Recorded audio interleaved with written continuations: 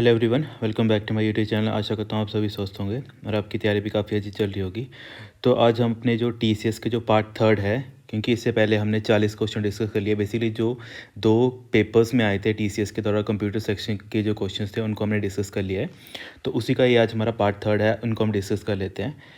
Okay, तो उससे पहले कुछ बच्चियां जो डिमोटिवेट हो रहे हैं, तो उनको मैं बस यही बोलना चाहता हूँ कि आपने कभी डिमोटिवेट नहीं होना है। बेसिकली आपने जो भी चीज़ पढ़नी है उसको आपने रेगुलरली पढ़ना है। बेसिकली बोला क्या जाता है कि जब भी हम कोई चीज़ बोलते हैं कि सर हमें मोटिवेशन नहीं आ रहा है, तो मोटिवेशन कभी काम नहीं आता है। बेसिकली जो आपका डिसिप्लिन होता है लाइफ में, वो आपको आगे बढ़ाने का काम करता है। मोटिवेशन कभी भी वो काम नहीं करता है, ये आपने याद रखना है। तभी तो यहाँ पे मैंने एक कोट ऐड कर दिया है कि discipline will take you where motivation can never can. Basically discipline आपको वहाँ पे लेके जा सकता है जहाँ पे मोटिवेशन आपको कहीं लेके नहीं जा सकता है ना। हमेशा जब भी लाइफ में आप ग्रोथ करोगे, आपकी ग्रोथ हमेशा आप चाहोगे कि एक मतलब प्लेन रोड की तरह होगी। कभी भी प्लेन रोड की तरह नहीं होती है, वो एक माउंटेन की तरह होती है। क्योंकि आप जब पहाड़ चढ़ते हो तो आपको दिखता है अरे यहाँ पे स्टॉप लग गया, मतलब यहाँ तक ही चढ़ेंगे, इसके बाद ख़त्म है। पर जैसे आप देखते हो तो उसके आगे काफ़ी और नीचे एक आपको गड्ढा दिखता है, उसके बाद आपको एक और ऊंची पहाड़ की चोटी दिखती है। तो इसी तरह हमारी क्या होती है, लाइफ भी ऐसे ही वर्क करती है कि आपको एकदम से सक्सेस नहीं मिलती है। पर अगर आप रेगुलरली मेहनत करते हो तो एक ना एक दिन आप क्या करते हो, उस पहाड़ पे पहुंच जाते हो या फिर उस मुकाम पे पहुंच जाते हो जहाँ पे आपको पहुंचना होता है। ओके, तो डीमोटिवेट नहीं होना है कभी भी, है ना। जैसे बच्चे डीमोटिवेट हो रहे हैं कि सर पेपर कब होगा, सर हमारा तैयारी नहीं है, ये नहीं है, तो उस चीज़ के बारे में आपने कभी डिमोटिवेट नहीं होना है ना। ओके, तो फिर चलो हम आगे डिस्कस कर लेते हैं क्वेश्चन हमारे कंप्यूटर के। तो जैसे यहाँ पे फर्स्ट क्वेश्चन पूछा गया था, विच among the following is incorrect about the cache memory. तो कैशे मेमोरी के कॉन्टेक्स्ट में कौन सी जो स्टेटमेंट है वो इनकरेक्ट है। ओके, तो मैंने बेसिकली आपको कैशे मेमोरी के बारे में इतना सफिशिएंट नॉलेज दे दी है कि जिससे आप इस क्वेश्चन का राइट आंसर दे पाओगे, है ना। तो अगर वैसे मैं पढ़ लूँ ऑप्शन में, तो लिखा it is a slower then a main memory. Okay, तो देखो कैशे मेमोरी कभी स्लोअर नहीं होती, ये फास्ट होती है। ये मैंने आपको समझाया था।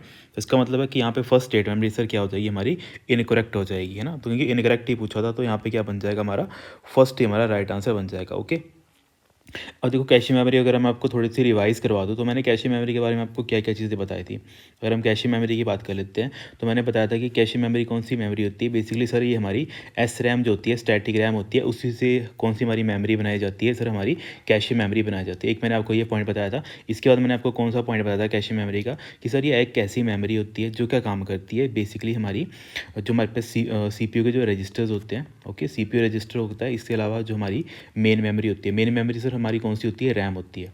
ओके, मैंने आपको एक चीज़ बताई थी, कोई भी आपका कंप्यूटर की एप्लीकेशन है, चाहे कोई भी एक प्रोग्राम है, वो कहाँ पे चलता है, आपका सर वो मेन मेमोरी के ऊपर चलता है ना। ये मैंने आपको बताया था और ये आपको नोट करके हमेशा याद रखना है। चाहे आप अपने मोबाइल की बात कर लो, चाहे आप अपने कंप्यूटर की बात कर लो, जो भी आपकी एप्लीकेशंस हैं, चाहे जो भी आपकी एक तरीके से जो भी आप काम करते हो ना, XYZ काम करते हो, तो वो सारा का सारा काम कहाँ पे होता है, वो सारा का सारा आपका मेन मेमोरी के ऊपर होता है। तभी तो एप्लीकेशन की बोलते हैं ना एक तरीके से, what is the working area of an application या फिर एक प्रोग्राम का, तो वो कौन होता है, हमारा मेन मेमोरी। क्योंकि मेन मेमोरी का काम यही होता है, आपको एप्लीकेशन चलाने के लिए एक तरीके से एक मेमोरी प्रोवाइड करना। वो मेमोरी कौन देता है आपको, मेन मेमोरी देता है। तो कैशे मेमोरी कहाँ पे लाई करती है सर, ये मैंने आपको बताया था कि हमारे CPU के जो रजिस्टर होते हैं और मेन मेमोरी के बीच में एक मेमोरी होती है, वो हमारी कैशे मेमोरी होती है। ये मैंने आपको पॉइंट बता दिया था, है ना। जिन्होंने पढ़ा होगा पहले, मैंने उनको ये सारी चीज़ें बताई हैं। ओके, बाकी ये दूसरा पॉइंट मैंने बताया था। इसके अलावा मैंने कैशे मेमोरी का क्या बताया था कि बेटा जब आप कैशे मेमोरी पढ़ते हो तो इसमें आपको 3 लेवल होते हैं। इसमें आपके कितने लेवल्स होते हैं, लेवल ऑफ कैशे हमारे 3 होते हैं। किन कौन से लेवल होते हैं सर, एक आपने L1 बताया था, दूसरा आपने L2 बताया था, तीसरा आपने कौन सा बताया था, L3 हमारी कैशे बताया था। और आपने ये भी बताया था कि हमारा अगर हम बात करें CPU रजिस्टर या फिर CPU कोर के पास कौन सी मेमोरी हमारी कैशे मेमोरी होती है, तो हमारी L1 होती है। L2 हमारी कहाँ होती है, CPU कोर से जस्ट थोड़ा सा बाहर होती है हमारी L2 मेमोरी। और L3 मेमोरी कहाँ पे होती है, ये बेसिकली हमारे पास अगर हम जब एक कंसेप्ट पढ़ते हैं, कौन सा कंसेप्ट पढ़ते हैं सर, हम मल्टी कोर का कंसेप्ट पढ़ते हैं। मैंने आपको मल्टी कोर के बारे में बताया था कि जहाँ पे आपके CPU को डिवाइड कर दिया होता है। जैसे मान लेते हैं मैंने अपने सिस्टम में डुअल कोर का माइक्रो प्रोसेसर यूज़ किया। तो डुअल कोर का मतलब क्या है कि जो मेरा माइक्रो प्रोसेसर है उसको मैंने 2 हिस्सों में तोड़ दिया है। और हर एक हिस्से के पास क्या होगा सर, अपना एक अर्थमेटिक लॉजिक यूनिट और अपना क्या होगा बेसिकली कंट्रोल यूनिट, और उसकी अपनी एक मेमोरी होगी ना। यही काम क्या होता है डुअल कोर का होता है कि बेसिकली सर इसके पास अपना अर्थमेटिक लॉजिक यूनिट होगा और इसके पास भी अपना एक ALU यूनिट होगा। इसका फ़ायदा क्या होता है, बेसिकली इसका फ़ायदा ये होता है कि जहाँ पे एक बंदा एक काम को कर रहा था, वहाँ पे यहाँ पे 2 बंदे मिलकर उसी काम को करते हैं। तो जैसे कोई एक काम को 2 बंदे करेंगे या फिर 2 प्रोसेसर उसको करेंगे, तो इससे होगा कि हमारी सिस्टम की एफिशिएंसी बढ़ जाएगी, है ना? जैसे मैंने आपको एग्ज़ाम्पल बताया था कि आपके पास अगर 5 घंटे का काम है, तो अगर मैं एक बंदे को दूँगा तो वो 5 घंटे का टाइम ही लेगा। पर वही अगर मैं 5 घंटे का टाइम 2 पर्सन में डिवाइड कर दूँ, तो ये ढाई घंटे का टाइम लेंगे। तो मैं बोलूँगा कि सिर्फ़ जो मेरा पूरा का पूरा काम है वो कितने घंटे में हो गया मेरा, 2.5 घंटे में ख़त्म हो गया। तो ऐसे वर्क करता है हमारा एक तरीके से मल्टी कोर। अब मल्टी कोर में तो बड़े सारे आ सकते हैं, डुअल कोर आ सकता है, क्वाड कोर आ सकता है। अब आप जैसे आप कभी मोबाइल लोगे या फिर अपना लैपटॉप या फिर कंप्यूटर परचेज़ करोगे, तो वहाँ पे प्रोसेसर की स्पेसिफिकेशन में देखना कि वो डुअल कोर है, क्वाड कोर है ना? तो वहाँ पे लिखा होता है ये सारी चीज़ें। ओके, तो ये सारी किससे रिलेटेड आती हैं जब भी आप क्या पढ़ते हो, बेसिकली ये सारी डील पढ़ते हो, माइक्रो प्रोसेसर पढ़ते हो, तब ये सारी चीज़ें आती हैं। तो यहाँ पे जो मैंने कैशे के बारे में बताया कि हमारे पास 3 लेवल होते हैं, तो मल्टी कोर होता है बेसिकली, वहाँ पे हमारा L3 कैशे यूज़ किया जाता है। मतलब एज जब हमें शेयर्ड कैशे यूज़ करनी है ना, कि दोनों कोर उसको कैशे मेमोरी को यूज़ कर पाएँ, है ना? जैसे हम बोल सकते हैं कि चलो हमारे पास अपना कुछ एक मेमोरी तो है ही है, पर हमें एक एक्स्ट्रा मेमोरी चाहिए जहाँ पे हम कुछ हमारा ऐसा डाटा है जिसको मुझे बाद में यूज़ करना है और शेयर में हम यूज़ कर सकते हैं। मुझे कोई दिक्कत नहीं है, मैं किसी और के साथ उसको शेयर कर सकता हूँ। तो उस टाइम पे किस कैशे की ज़रूरत पड़ती है? हमारी हमारी L3 कैशे की ज़रूरत पड़ती है। ओके, तो ये सारी इंपॉर्टेंट चीज़ें थी जो मैंने कैशे के बारे में आपको लिखाई थी। बाकी मैंने एक बताया था कि एक प्रिंसिपल ऑफ लोकेलिटी के ऊपर काम करता है ना, ये किसके ऊपर काम करता है? काफ़ी बार पूछा गया है कि सर हमारे पास जो प्रिंसिपल ऑफ लोकेलिटी है उसके ऊपर कौन काम करता है? इसके ऊपर भी हमारी कैशे मेमोरी वर्क करती है। बाकी इसके कैशे के हमारे पास 2 प्रिंसिपल होते हैं, right back and right through. ये भी पूछा जाता है कि बेटा एक आपके पास क्या होता है, right back and right through. ये किसकी प्रॉपर्टीज़ आती हैं या फिर किसके मैकेनिज़्म आते हैं? ये हमारे सर ये कैशे के ही आते हैं। ये सारे मैंने आपको टर्म्स लिखाई हैं, मैं बस आपको ये रिवाइज़ कर रहा हूँ, और जिन्होंने नहीं लिखा है या फिर जिनको नहीं आइडिया है ना जिस चीज़ के बारे में, उसके बारे में वो यहाँ पे लिख लें। तो ये सारी चीज़ें मैंने आपको बताई थी। बाकी देखो यहाँ पे अगर ऑप्शंस की बात करें तो लिखा है it act as a high speed buffer. तो देखो मैंने ये भी बताया था कि जो हमारी कैशे मेमोरी होती है ये हमारी मेन मेमोरी से फास्ट होती है। सर मेन मेमोरी कौन सी आ गई? हमारी रैम। ओके, जो मैंने यहाँ पे आपको सेकंड पॉइंट दिखाया ना कि कैशे मेमोरी क्या होती है, बेसिकली लाई करती है किस किस के बीच में, हमारी सीपीयू रजिस्टर और मेन मेमोरी के बीच में आ जाती है हमारी कैशे मेमोरी। और ये क्या काम करती है? बेसिकली एक हाई स्पीड बफर मेमोरी का काम करती है। सर बफर मेमोरी क्या होती है, थोड़ा आइडिया दे देंगे? देखो बफर मेमोरी कुछ नहीं होता, जैसे हमें पता है हमारे रजिस्टर की स्पीड काफ़ी फास्ट है। मान लेते हैं कि रजिस्टर आ गया हमारे पास एक, मान लेते हैं कोई F1 कार आ गई, है ना? तो F1 कार की स्पीड तो काफ़ी ज़्यादा होगी। तो F1 कार की स्पीड से थोड़ी मिलती जुलती मुझे कोई स्पीड चाहिए, तो मैं कौन सी कार लूँगा? सर मैं BMW की कार लूँगा, क्योंकि BMW की जो कार्स होती हैं उनकी स्पीड भी काफ़ी ज़्यादा होती है। मतलब F1 के मुकाबले तो कम ही होगी, पर एक तरीके से हम बोल सकते हैं कि नियर अबाउट वहाँ तक पहुँच जाती है। तो मैं कैशे मेमोरी किसको बना दूँगा? सर BMW को बना दूँगा। और मेन मेमोरी किसको बना दूँगा? बेसिकली जो नॉर्मल हमारी कार होती हैं उनको मैं बना दूँगा मेरी मेन मेमोरी, है ना? तो अगर मुझे क्या करना है, कोई मुझे अपने टक्कर की कोई स्पीड की, मैं मतलब मुझे अपने टक्कर का क्या चाहिए, एक तरीके से स्पीड की मेमोरी चाहिए, तो मैं कहाँ पे सर्च करूँगा? अगर मेरे पास नहीं है तो मैं अगला रिक्वायरमेंट दूंगा मेरी BMW कार को, कि मतलब बेसिकली BMW मैंने आपको एग्जांपल समझा दिया, पर आपने मेमोरी के कॉन्टेक्स्ट में इसको समझना है कि आप कहाँ पे सर्च करेंगे। आप अपने BMW या फिर अपनी कैशे मेमोरी में उसको सर्च करेंगे। अगर वहाँ पे मिल गया तब तो वेल एंड गुड है, अगर नहीं मिला तब आप कहाँ पे जाएंगे? अपनी नॉर्मल कार में या फिर अपनी जो नॉर्मल मेमोरी होती है जहाँ पे सारा डाटा आपको अवेलेबल होता है, चाहे वो प्रोग्राम का है, चाहे वो आपका कोई एक तरीके से न्यूमेरिकल डाटा है, चाहे आपका प्रोग्राम का डाटा है, चाहे आपकी इंस्ट्रक्शन का डाटा है, वो सारा का सारा आपको कहाँ मिल जाएगा? बेसिकली आपको आपकी मेन मेमोरी के ऊपर तो मिल ही जाएगा, है ना? तो ये स्टेप्स होते हैं। और बफर मेमोरी की तरह काम कौन करता है? आपका BMW, है ना? क्योंकि पता है हमें लास्ट में तो मेन मेमोरी पे सब मिल ही जाएगा, पर अगर हमें बीच में कोई ऐसी मेमोरी मिल जाए जो क्या करे, अगर मुझे अपनी स्पीड, अपनी प्रोग्राम की स्पीड बढ़ानी है, तो मैं क्या करता हूँ, जो भी यहाँ पे डाटा होता है मेन मेमोरी का, उस डाटा को थोड़ा सा कॉपी कर देता हूँ कैशे के अंदर, ताकि CPU जब डिमांड करे तो CPU को वो डाटा यही मिल जाए। क्यों मिल जाए? इससे क्या होता है फ़ायदा, कि जो प्रोग्राम मान लेते हैं आपको चलने के लिए 1 मिनट का टाइम ले रहा है, अगर उसी को मैंने क्या कर दिया, क्योंकि 1 मिनट टाइम कहाँ जाता है, जब भी उसको डाटा सर्च करना पड़ता है मेन मेमोरी में बार बार, और वही डाटा मैं ऑब्वियसली क्या करूँ, उससे उसकी डिमांड से पहले ही उसको कैशे मेमोरी में डाल दूँ, है ना? तो इससे क्या होगा, क्योंकि कैशे मेमोरी क्या करता है, जैसे CPU को कोई डाटा चाहिए होता है वो सबसे पहले कैशे में चेक करता है कि कैशे में डाटा है कि नहीं है। तो नहीं, ऑब्वियसली मैंने पहले अगर डाल दिया होगा, तब क्या होगा, जहाँ पे उसको 1 मिनट का टाइम लग रहा था वहाँ पे उसको कितना टाइम लग गया, मान लेते हैं उसको 10 सेकंड का टाइम लग गया। ओके, तो इससे देखो क्या हुआ, इन दैट मेरे सिस्टम की जो प्रोसेसिंग थी वो क्या होगी, फास्ट होगी या फिर एफिशिएंट होगी। तो ये सारी चीज़ें वर्क करने के लिए हम क्या यूज़ करते हैं, कैशे मेमोरी का यूज़ करते हैं। और यही एग्ज़ाम पूछा आता है कि टेम्परेरी डाटा होल्ड करना या फिर हाई स्पीड बफर मेमोरी जो सीपीयू और मेन मेमोरी के बीच में काम करती है, वो कौन सी हमारी मेमोरी होती है। तो ये सारी चीज़ें मैंने आपको बताई है। बाकी देखो ये डाटा टेम्परेरी स्टोर करता है, वो मैंने आपको बता ही दिया था। ओके, और कौन सी मेमोरी यूज़ की जाती है इसको बनाने के लिए, सर हम एस रैम का यूज़ करते हैं। और वो लिखा है it keeps the program that can be run in a short amount of time, है ना। ये बेसिकली वहाँ पे मतलब प्रोग्राम्स को एक तरीके से एफिशिएंट बनाने के लिए हम यूज़ करते हैं, जो यहाँ पे स्टेटमेंट में लिखा है। तो ये सारी चीज़ें मैंने आपको कहीं ना कहीं बताई हैं। देखो इससे मिलते जुलते और क्या क्या क्वेश्चन थे जो मैंने आपको जैसे एग्जाम में बताए थे, कि जैसे मैंने बोला था कि इसमें क्वेश्चन पूछूँ आपसे कि what is the fastest type of memory in a computer, है ना। तो मैंने आपसे क्वेश्चन बताया कि सबसे फास्टेस्ट कौन होती है। तो वहाँ पे सबसे पहले सर आपका रजिस्टर आ जाता है। रजिस्टर के बाद कौन सी फास्टेस्ट आ जाती है, कैशे आ जाती है। कैशे के बाद कौन सी आ जाती है हमारी, बेसिकली हमारी जो मेन मेमोरीज होती हैं। ओके, मेन मेमोरी हो गया, जैसे प्राइमरी मेमोरी होता है हमारे पास रैम रोम, तो वो आ जाती है हमारे पास कहाँ पे, हमारी थर्ड नंबर पे। और उसके बाद हमारे पास कौन आ जाती है, हमारी सेकेंडरी मेमोरीज जो बेसिकली हार्ड डिस्क ड्राइव होती हैं या फिर हमारे पास एसएसडीज होती हैं।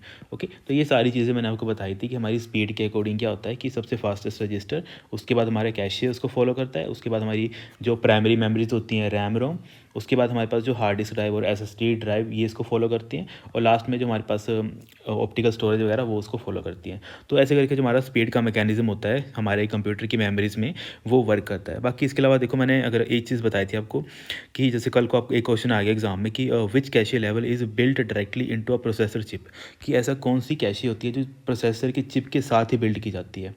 ओके, जैसे मान लेते हैं कि आपका एक माइक्रो प्रोसेसर आ गया। ओके, तो माइक्रो प्रोसेसर के साथ ही कैशे मेमोरी को ऐड कर दिया जाता है। इस कैशे मेमोरी का नाम क्या होता है, तो इसका नाम क्या हो जाएगा सर, ये हमारी L1 कैशे होगी। क्योंकि आपने हमें एक चीज़ बताई थी कि जब माइक्रो प्रोसेसर के कोर के साथ कौन सी कैशे मेमोरी इनबिल्ड की जाती है फिर लगाई जाती है, तो वो सर हमारी L1 कैशे होती है। ओके, ये क्वेश्चन एग्जाम में पूछे गए हैं, तभी मैं आपको बता रहा हूँ इनको कि क्वेश्चन क्या था। बेसिकली क्वेश्चन पूछा गया था एग्जाम में कि which cache level is built directly into processor chip, है ना। प्रोसेसर बोलो या फिर माइक्रो प्रोसेसर बोलो, जैसा आपको ठीक लगे। मैं दोनों लिख देता हूँ, प्रोसेसर और माइक्रो प्रोसेसर चिप। तो उसका राइट आंसर क्या हो गया था आपका, कैशे L1 कैशे उसका राइट आंसर हो गया। तभी मैंने आपको इस चीज़ को समझाया ताकि जब आप इसको रिलेट करो तो आपको ये सारी चीज़ें समझ आ जाए। बाकी देखो इससे मिलते जुलता और क्या क्या क्वेश्चन होते हैं। जैसे मैं अगर आपसे यही पूछ लूँ कि बेटा आप बताओ कि जो हमारी कैशे मेमोरी होती है कैसी मेमोरी होती है, वोलेटाइल होती है कि नॉन वोलेटाइल होती है। तो सर आपने हमें क्या बताया था कि सर ये हमारे पास वोलेटाइल मेमोरी होती है। वोलेटाइल का मतलब क्या होता है बेटा, जो डाटा टेम्परेरी होल्ड करता है। टेम्परेरी मतलब सर वो थोड़े टाइम के लिए डाटा होल्ड करेगा। ओके, टेम्परेरी वो डाटा होल्ड करेगा या फिर थोड़े टाइम के लिए डाटा होल्ड करेगा, उस टाइप की मेमोरीज़ को हम वोलेटाइल मेमोरी बोलते हैं। तो कैशे हमारी किस टाइप की मेमोरी आ जाती है सर, वो हमारी वोलेटाइल मेमोरी आ जाती है। तो ये सारे पॉइंट्स है वो जो मैंने आपको लिखवाए हैं और एग्जाम में कहीं ना कहीं पूछे गए हैं। बाकी देखो अगर हम मेमोरी पढ़ ही रहे हैं, जैसे मैं मेमोरी के बारे में अगर आपको बता ही दे रहा हूँ, तो देखो और क्या क्या टर्म्स होती हैं जो इसमें पूछी जाती हैं इसी के कॉन्टेक्स्ट में अगर मैं आपको बताऊं। क्योंकि अगर आपको पढ़ना है तो डिटेल में पढ़ो, और जितना आप डिटेल में पढ़ोगे है ना, तो उससे आपको ही फ़ायदा है इन द एंड, है ना। तो इसका तो चलो फर्स्ट राइट आंसर होगा। बाकी देखो अगर हम मेमोरी की बात ही कर रहे हैं तो जैसे यहाँ पे मैंने एक बताया था कि एक बार एग्जाम पूछा गया था कि बफर स्टोरेज क्या होता है। क्योंकि यहाँ पे लिखा है ना, एक टर्म लिखी है बफर, तो बफर स्टोरेज के बारे में पूछा है। तो ऐसे पूछा गया था what is buffer in a computing, कि अगर आप बात करते हो बफर इन कंप्यूटिंग तो वो क्या होता है, बफर इन कंप्यूटिंग उसको क्या बोलते हैं। तो बेटा एक बार एग्जाम में यही क्वेश्चन पूछा गया था कि बफर इन कंप्यूटिंग क्या होता है। तो आप बोलेंगे सर बफर कुछ नहीं होता, एक टेम्परेरी स्टोरेज एरिया होता है। ओके, ये क्या होता है हमारे पास, एक टेम्परेरी स्टोरेज एरिया होता है, स्टोरेज एरिया। और देखो टेम्परेरी स्टोरेज एरिया बनाया क्यों जाता है, क्या इसका मेन मोटिव होता है। जैसे मान लेते हैं मुझे क्या करना है, मुझे किसी चीज़ को प्लस करना है। जैसे मान लेते हैं मुझे करना है 2+3 और मुझे फिर बाद में इसको प्लस करना है 5+1 के साथ, ऐसे करके मुझे इनको प्लस करना है। तो बफर मेमोरी का क्या काम होगा, मान लेते हैं जो मेरा माइक्रो प्रोसेसर है वो एक टाइम पे सिर्फ दो ही वैल्यू को प्लस कर सकता है ना। जो मेरा कंप्यूटर है वो सिर्फ एक टाइम पे दो वैल्यू को ही प्लस कर सकता है। तो सबसे पहले ये क्या करेगा, इन दोनों वैल्यू को लेगा, है ना। सबसे पहले 2 को लेगा, फिर इसको प्लस करेगा किसके साथ, 3 के साथ, और इसका जो रिजल्ट आएगा उसको कहीं ना कहीं तो स्टोर करेगा, है ना। क्योंकि अगर हम इसको स्टोरेज ही नहीं देंगे तो मुझे जो मेरा फाइनल आंसर है वो कैसे निकलेगा। तो इसको स्टोर करने के लिए हम क्या देते हैं, एक टेम्परेरी मेमोरी दे देते हैं, और उसी टेम्परेरी मेमोरी को हम क्या बोल देते हैं सर, उसको हम बफर मेमोरी बोल देते हैं। तो इसका मतलब है कि जब मेरा एक कंप्यूटेशनल चल रहा होगा, मतलब एक कंप्यूटेशनल मतलब एक तरीके से मैं बोल रहा हूँ कि एक मेरा एक्सप्रेशन सॉल्व हो रहा होगा, तो उस टाइम पे जैसे कुछ मेरा हाफ कोई रिजल्ट आया होगा, उसको मैंने कहाँ पे स्टोर कर दिया। सर मेरे पास कंप्यूटर में अपनी एक बफर मेमोरी होती है, तो बफर मेमोरी में उस टाइम पे क्या स्टोर कर दूंगा, 2+3 कितना हो गया मेरे पास 5। तो अब मुझे इतना पता है कि 5 मेरा में एक मेमोरी में स्टोर है और इसको मैं बाद में यूज़ कर सकता हूँ। ओके, फिर उसके बाद जो कंप्यूटर है वो क्या करेगा, नेक्स्ट जो दो वैल्यूज़ है उनको प्लस करेगा, तो 5+1 को वो क्या करेगा, एक्सप्रेशन को इवैल्यूएट करेगा और उसका आंसर कितना आ जाएगा, 6 आ जाएगा। ओके, और जैसे ही वो 6 आ गया उसके पास आंसर, और ये आंसर कहाँ पे स्टोर हो जाता है, ये आंसर सीपीयू का जो एक मैंने बताया था ना, एक हमारे पास रजिस्टर होता है एक्यूमुलेटर रजिस्टर, है ना। एक्यूमुलेटर रजिस्टर बेटा क्या काम करता है, बेसिकली जो आपके पास रिजल्ट आया होता है ना, एक तो वो वैल्यूज़ को प्लस करता है, पर प्लस होने के बाद जो आंसर आता है उसको भी अपने पास एक तरीके से स्टोर करने का काम करता है। तो एक्यूमुलेटर के पास कितना है, 6, और मुझे लास्ट में किसको प्लस करना है, मुझे बफर मेमोरी से वो वैल्यू लेकर आनी है और उसको यहाँ पे प्लस करना है। ओके, तो ये सारा का सारा बफर मैकेनिक मतलब बफर स्टोरेज का फ़ायदा क्या है कि मुझे अगर टेम्परेरी थोड़े टाइम के लिए कोई अपनी मेमोरी कहीं और रखनी है ताकि मैं उसको फ्यूचर में यूज़ कर पाऊँ, तब उस टाइम के लिए हमें कौन सा एरिया चाहिए होता है, एक टेम्परेरी एरिया चाहिए होता है, और उसी एरिया को टेक्निकल टर्म में हम बोल देते हैं बफर। ओके, लास्ट में इससे क्या होगा, जो हमारा रिजल्ट का आंसर होगा वो यहाँ पे मेरा सेव होके वहाँ पे इवैल्यूएट होके मुझे वहाँ पे दिख जाएगा। तो इस टाइप का मैकेनिज्म जो होता है पूरा का पूरा, वो इस टाइम के मैकेनिज्म के लिए हम किस मेमोरी का यूज़ करते हैं, बफर मेमोरी का यूज़ करते हैं।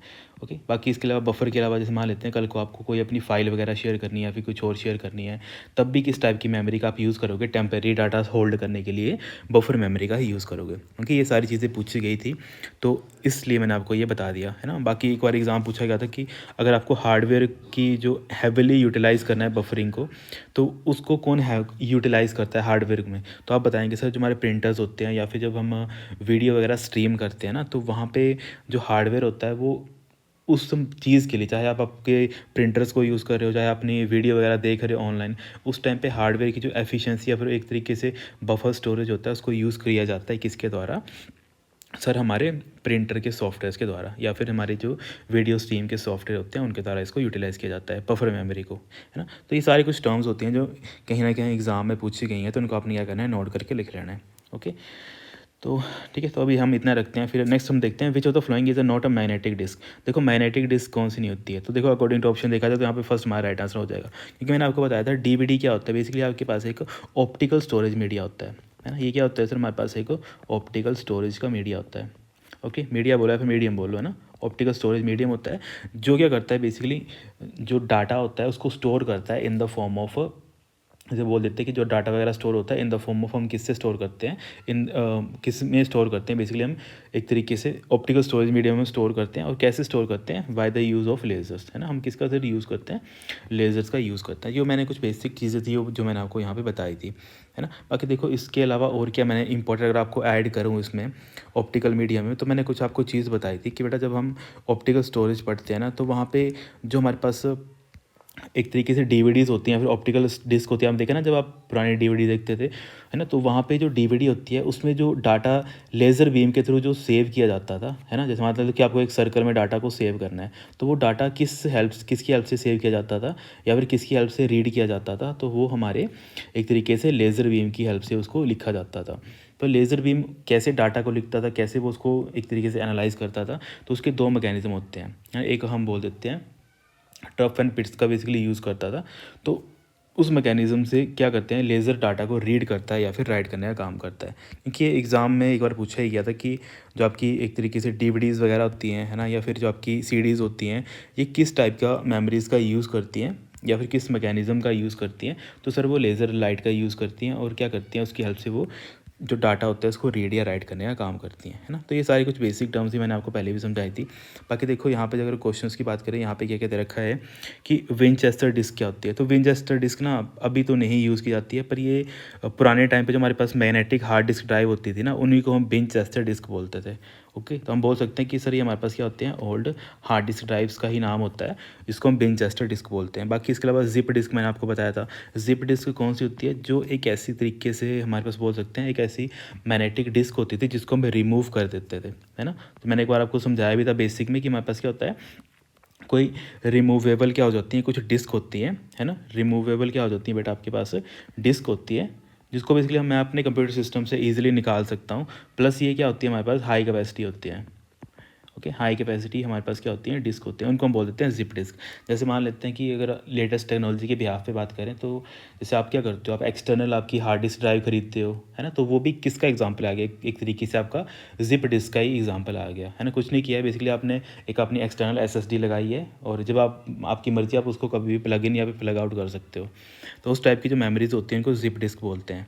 ओके, तो ये कुछ सारी चीज़ें होती हैं। बाकी डिस्क पैक मैंने आपको समझाया था, बेसिकली कुछ नहीं होता है, एक layered group of magnetic hard disk होता है और ये अभी नहीं यूज़ किया जाता। ये हमारे पास जो पुराने मेन फ्रेम कंप्यूटर होते थे ना, वहाँ पे यूज़ किया जाता था इसको। अगर इसको लिखना हो तो आप इसको लिख लेना, पॉइंट जो इंपॉर्टेंट बनता है इसमें वो क्या बनता है डिस्क पैक का, कि बेसिकली सर ये हमारे मेन फ्रेम कंप्यूटर में यूज़ किया जाता था, मेन फ्रेम कंप्यूटर में यूज़ किया जाता है हिस्ट्री में। ओके, बाकी इसके अलावा डिस्क पैक का मतलब ही क्या होता है, अगर आपको बताऊं कि मान लो कि जो आपकी मैग्नेटिक हार्ड डिस्क है ना, उनको आपने एक लेयर में बना दिया। जैसे मान लेते हैं एक आपने ऐसे करके बना दिया, एक डिस्क बना दी, वहाँ पे उसने आपने इसको बाइफ्रिकेट कर दिया कि मेरी ये हार्ड डिस्क नंबर 1 आ गई, ये मेरी हार्ड डिस्क नंबर 2 आ गई और ये मेरी हार्ड डिस्क नंबर 3 आ गई। और ये हार्ड डिस्क को आपने ऐसे समझना है कि ये मेरी कौन सी है, क्योंकि हार्ड डिस्क होती क्या है हमारी, सर हमारी मैग्नेटिक डिस्क ही होती हैं। तो जब मैग्नेटिक डिस्क को आपने क्या किया, एक लेयर में बना दिया। लेयर कौन सी बन गई सर हमारे पास, देखो यहाँ पे लेयर कौन कौन सी बन गई बेटा, एक आपकी लेयर 1 बन गई, लेयर नंबर 2 बन गई और लेयर नंबर 3 बन गई। तो जब आप इन तीनों को इकट्ठा बताओगे तो आप इसको क्या बताओगे, सर ये हमारा बन गया डिस्क पैक। ओके, समझ आ गया डिस्क पैक होता है क्या और कहाँ पे यूज़ किया जाता है। डिस्क पैक सर हम मेन फ्रेम कंप्यूटर में यूज़ करते थे। और डिस्क पैक होता ही कुछ नहीं है, बेसिकली जो हमारी हार्ड डिस्क होती है, अगर उनको हम एक लेयर में मतलब एक ढांचे में रख दें, उस ढांचे का नाम क्या बोल देते हैं, बेसिकली लेयर्स में रख दें, लेयर 1 लेयर 2 और लेयर 3, और इनको सभी को कलेक्टिवली यूज़ कर पाएँ, तो इस तरीके की जो मेमोरीज़ होती थी, और वो किस टाइप की कैटेगरी में आती हैं, हमारी मैग्नेटिक डिस्क की कैटेगरी में आती हैं, तो उनको हम क्या बोल देते हैं सर, डिस्क पैक बोल देते हैं। तो ये सारी चीज़ें थी जो कहीं ना कहीं एग्ज़ाम में पूछी गई थी। बाकी देखो और चीज़ें अगर आपको याद करनी है, जैसे मैंने आपको और क्या क्या चीज़ें अगर मैंने आपको करवाई थी इसी से मिलते जुलते, तो मैंने आपको बताया था कि ऐसी कौन सी स्टोरेज मीडिया डिवाइस होता है जो लेज़र टेक्नोलॉजी का यूज़ करता है। तो आप उसका राइट आंसर भी क्या था सर, हमारे पास ऑप्टिकल जितने भी स्टोरेज होती हैं, ऑप्टिकल स्टोरेज में कौन कौन सी एग्जांपल आ गई, जैसे अब यहाँ पे DVD आ गया, या फिर इसके अलावा CD आ गया, है ना, compact disc, digital versatile disc इसको बोलते हैं, फुल फॉर्म होती है इनकी, है ना। तो इनमें हम सर क्या यूज़ करते हैं, हम बेसिकली लेज़र टेक्नोलॉजी का यूज़ करते हैं। जो मैंने अभी यहाँ पे बताया ना, यहाँ पे एक क्या होता है, लेज़र बीम होती है जिसकी हेल्प से डाटा आप या फिर इसके ऊपर लिखते हो, या तो यहाँ से डाटा ऑब्वियसली, या तो क्या करोगे आप डाटा राइट करोगे, मतलब इसके ऊपर लिखोगे इस मेमोरी के ऊपर, या तो डाटा लेकर जाओगे, इसको हम बोलते हैं रीड। ओके, तो लेज़र की हेल्प से हम क्या करते हैं सर, डाटा को क्या कर सकते हैं, हम इसमें रीड कर सकते हैं या तो राइट कर सकते हैं। तो ये मैंने चीज़ें बताई थी आपको, है ना। जिनको नहीं लिखी है, जिन्होंने, वही सारे ये पॉइंट अपने कॉपी पे नोट करेंगे। ओके, बाकी देखो इसके अलावा और मैंने क्या बताया था कि जो हमारे पास एक बार एग्जाम में क्वेश्चन पूछा गया था कि ऐसी कौन सी सेकेंडरी मेमोरी होती है जिसके कोई भी पार्ट मूवेबल नहीं होते हैं। और TCS ने इसको ऐसे पूछा था, जैसे मान लो दो ऑप्शन दिए थे उन्होंने, दो ऑप्शन दिए थे, मैं वहाँ पे लिख ही देता हूँ आपको, एक सेकंड। ठीक है, TCS ने एक ऐसा क्वेश्चन पूछा था अभी रिसेंटली कि जैसे जो डिफरेंस पूछा था, बेसिकली दो ऑप्शन दिए थे। एक ऑप्शन नंबर ये दिया था कि जो आपकी हार्ड डिस्क ड्राइव होती है वो क्या होती है, मैग्नेटिक होती है, मैग्नेटिक होती है, प्लस उसमें मूवेबल पार्ट होते हैं कि नहीं होते हैं, या फिर मूविंग पार्ट्स होते हैं कि नहीं होते हैं। ओके, एक ये स्टेटमेंट थी। दूसरी स्टेटमेंट दे रखी थी जो हमारे पास SSD होती है, जिसको हम बोलते हैं सॉलिड स्टेट ड्राइव। ये क्या होती है, ये बेसिकली एक फ्लैश मेमोरी है कि नहीं है, ठीक है, फ्लैश मेमोरी प्लस इसमें नो मूविंग पार्ट, कि कोई भी पार्ट मूव नहीं करते हैं, नो मूविंग पार्ट्स। ठीक है, तो ये दो स्टेटमेंट दे रखी थी और ऑप्शन में दे रखा था कि बताओ इनमें से एक ठीक है, दूसरी ठीक है, कि दोनों ठीक है, कि कोई भी ठीक नहीं है। तो उसका राइट आंसर क्या था, उसका राइट आंसर था सर कि यहाँ पे ये दोनों स्टेटमेंट हमारी क्या है, करेक्ट है। क्योंकि हार्ड डिस्क ड्राइव होती है ना, उसमें हमारे पास मूविंग पार्ट्स होते हैं, है ना। मूविंग पार्ट्स क्या होता है, जब आप हार्ड डिस्क का भी देखोगे ना, तो हार्ड डिस्क में होता है क्या, बेसिकली एक रीड राइट हेड होता है ना। रीड राइट क्या होता है, हेड होता है।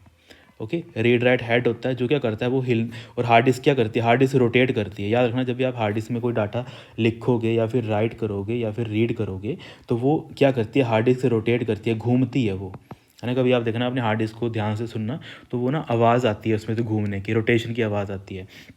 तो इसका मतलब क्या है कि हमारे हार्ड डिस्क में क्या होता है सर, मैग्नेटिक स्टोरेज तो वो होती है, पर उसमें मूविंग पार्ट्स भी होते हैं, है ना। पर जो हमारी SSDs होती हैं, SSD जैसे फॉर एग्जांपल जैसे आपका मेमोरी कार्ड होता है, अगर मोबाइल की बात कर लेते हैं, तो मोबाइल में आप मेमोरी कार्ड डालते हो ना, तो मेमोरी कार्ड में होता है कोई जो घूमता है पार्ट, नहीं होता है सर वैसे ही। तो वैसे जो SSDs होती हैं वो भी हमारी फ्लैश मेमोरीज होती हैं, और उसमें कोई भी मूविंग पार्ट नहीं होता है। और अब यही मैं आपसे थोड़ा एक्सपेंड करके क्वेश्चन पूछूं कि बताओ इनमें से कौन सी फास्टेस्ट होती है। तो सर हमारी SSD फास्ट होती है एज़ कम्पेयर टू हमारी हार्ड डिस्क ड्राइव से, क्योंकि SSD हमारी लेटेस्ट टेक्नोलॉजी है।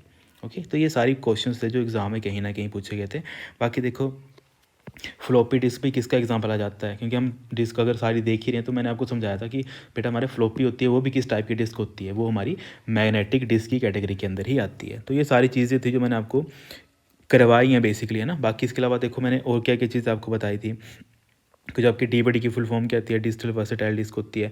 बाकी जो विंचेस्टर डिस्क था, अगर इसकी मैं बात कर लूँ, है ना, ये बेसिकली मैंने क्या बताया था आपको कि ये भी सर एक हमारे पास मैग्नेटिक स्टोरेज होती है ना। ये आपके शायद नोट कर लिया होगा कि हमारे पास क्या होता है, ये मैग्नेटिक स्टोरेज होती है। प्लस देखो इसमें क्या इंपॉर्टेंट और चीज़ें आती हैं। अगर आप हिस्ट्री की बात कर लेते हैं ना, तो चलो मैं बता देता हूँ कि इसको बनाया किसने था या फिर कौन सी कंपनी के द्वारा इसको इंट्रोड्यूस किया गया था। तो ये हमारे IBM कंपनी के द्वारा बनाया गया था, है ना। IBM की फुल फॉर्म आई होप सभी को पता होगी, इसको हम क्या बोलते हैं, इंटरनेशनल बिजनेस मशीन। ठीक है, इंटरनेशनल बिजनेस मशीन इसको बोलते हैं, है ना। तो इसको नोट कर लेना, जिनको नहीं पता होगा वो नोट कर लेना, उसको इंटरनेशनल कर लेना, पूरा लिख लेना इसको ना, इंटरनेशनल है ये, इंटरनेशनल बिजनेस मशीन इसको बोलते हैं। और ये मैग्नेटिक स्टोरेज थी किसके द्वारा दी गई थी, बेसिकली विंचेस्टर डिस्क सर हमारी IBM कंपनी के द्वारा दी गई थी, है ना। और बेसिकली कब दी गई थी, तो ये हम बोल सकते हैं सर ये नियर अबाउट 1970s में दी गई थी। ओके, तो नियर अबाउट 1970s में ये आई थी। ठीक है, और इसी को हम बाद में जो हम लेटेस्ट बोल देते हैं, या फिर इसी की जो एक तरीके से इसी का मॉडर्न वर्जन क्या बन जाता है हमारा, इसी का जो लेटेस्ट वर्जन है या फिर मॉडर्न वर्जन है वो कौन सा आ जाता है हमारे पास सर, हार्ड डिस्क ड्राइव आ जाता है। ओके, तो ये कुछ टर्म्स होती हैं, क्योंकि इसमें इंपॉर्टेंट IBM कंपनी होती है, क्योंकि IBM के द्वारा इसको बनाया गया था और इसके बारे में शायद पॉसिबिलिटी की पूछा जा सके, तो मैंने आपको यहाँ पे ये बता दिया। ठीक है, तो इनको आपने क्या करना है, नोट करके लिख लेना है अच्छे ढंग से अपने कॉपी के अंदर, है ना।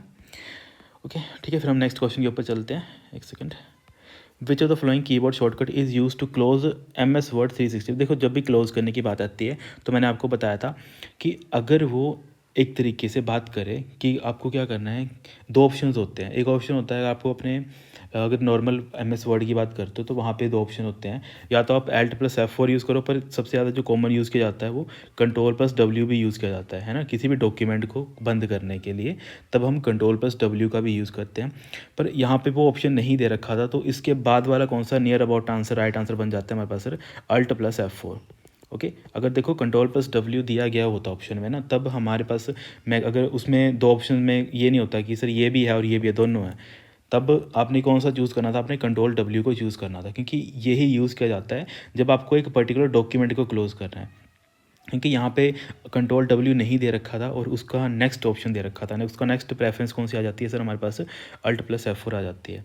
तो अगर ये नहीं दिया होगा तभी आपने Alt+F4 को चूज़ करना है, क्योंकि Alt+F4 एक्चुअल में काम क्या करता है, ये एप्लीकेशन वगैरह को क्लोज करने के लिए हम यूज़ करते हैं, है ना। अब एप्लीकेशन का क्लोज और सर डॉक्यूमेंट क्लोज करने का मतलब क्या है, जैसे आप ऐसे समझ लो बेटा, इसको मैं थोड़ा इरेज करके आपको इलेबोरेट कर देता हूँ कि सर एप्लीकेशन और डॉक्यूमेंट क्लोज करने का मतलब क्या है। देखो होता क्या है, जब भी आप ना MS वर्ड यूज़ करोगे या फिर कोई भी एप्लीकेशन यूज़ करोगे, उसमें आपके मल्टीपल डॉक्यूमेंट बन जाते हैं। जैसे मान लेते हैं आपने क्या किया है, यहाँ पे एक डॉक्यूमेंट एक ओपन किया है ना, और आपने क्या किया है, मतलब इसी एप्लीकेशन के बाद इसी के एप्लीकेशन के अंदर एक डॉक्यूमेंट दूसरा भी ओपन किया है ना, डॉक्यूमेंट नंबर 1 और डॉक्यूमेंट नंबर 2।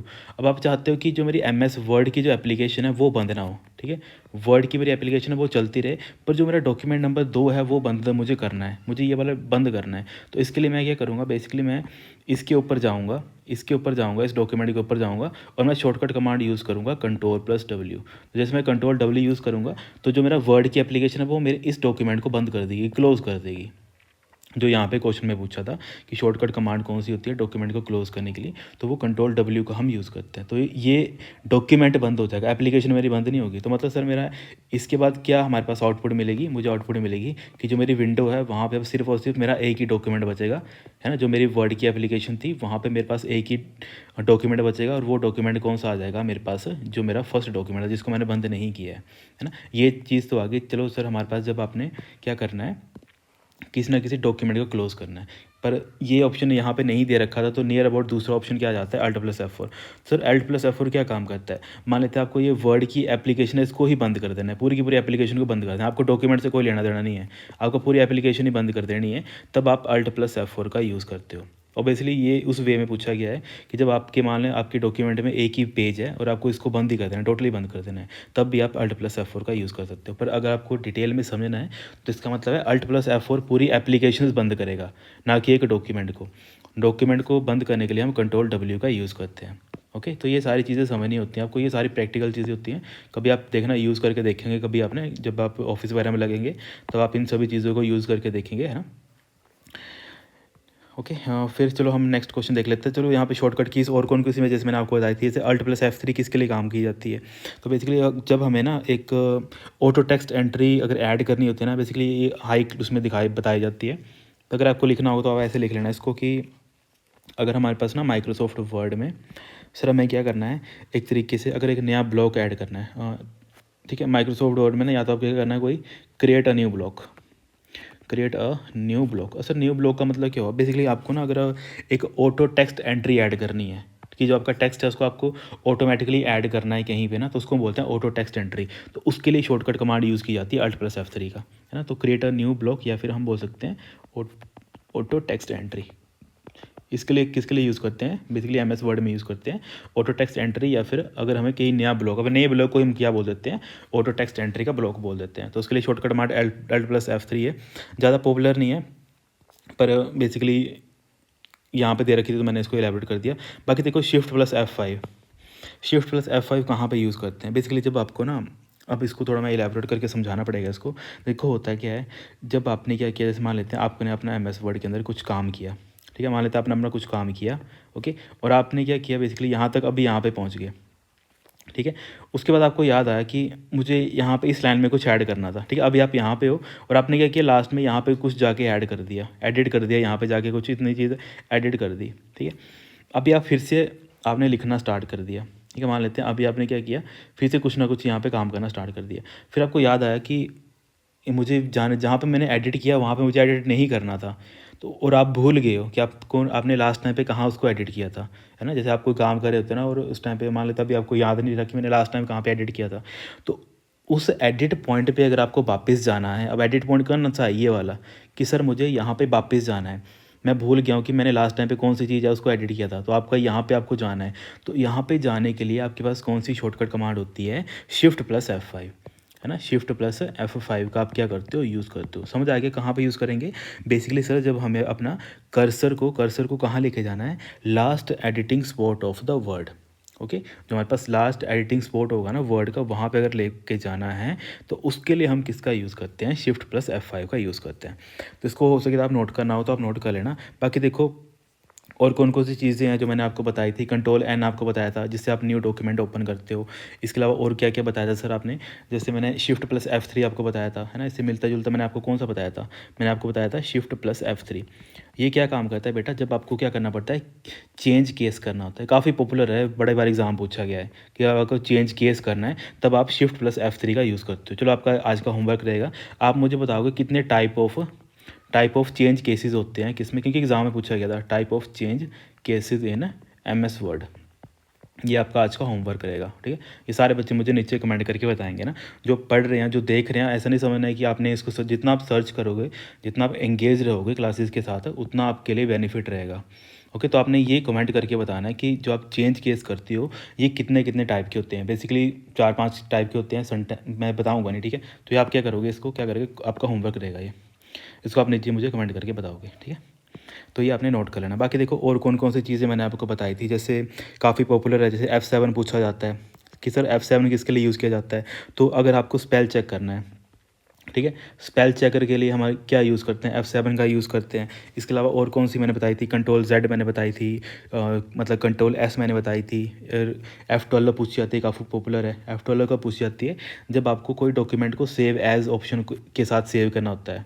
तो सेव एज़ के लिए बेसिकली कौन सा एक तरीके से फंक्शन की यूज़ की जाती है, F12 यूज़ की जाती है। तो ये सारी इंपॉर्टेंट होती है। बाकी सेव के लिए तो आपको पता है, सेव के लिए सर हम Ctrl+S का यूज़ करते हैं जब हमें नॉर्मली कोई डॉक्यूमेंट सेव करना होता है, पर जब हमें सेव एज़ करना होता है उसके लिए हम F12 का यूज़ करते हैं।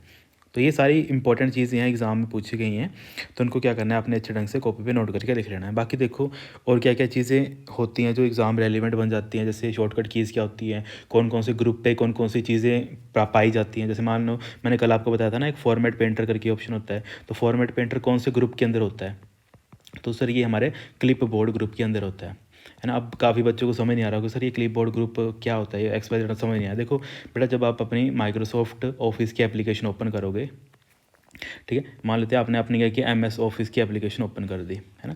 तो यहाँ पे सबसे पहले आपको तो पता ही है, सबसे पहले कौन सी आपकी बार आ जाती है, टाइटल बार आ जाती है। ये सारी मैं चीज़ें बताऊँगा नहीं।